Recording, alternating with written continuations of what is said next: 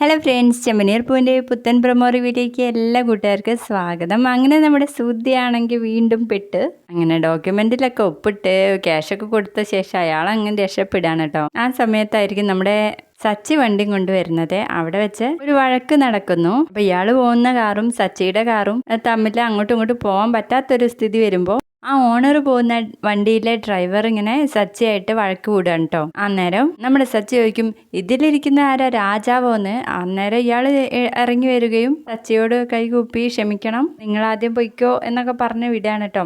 അതൊക്കെ കണ്ട് നമ്മുടെ സുധിയും എല്ലാവരും സച്ചിയുടെ അടുത്തേക്ക് വരുന്നുണ്ട്. എടാ, ആ വണ്ടിയിൽ പോയതാ ഈ വീടിന്റെ ഓണർ, അയാളോടും നീ വഴക്കുണ്ടാക്കിയോന്നൊക്കെ സച്ചിയുടെ അടുത്ത് ചോദിക്കുമ്പോൾ സച്ചി ചോദിക്കും, ഓണറോ, അയാളോ? ഇത്രയും വലിയ വീടിന്റെ ഓണറായിട്ട് എന്താ അയാൾ ടാക്സിയിൽ പോണ്?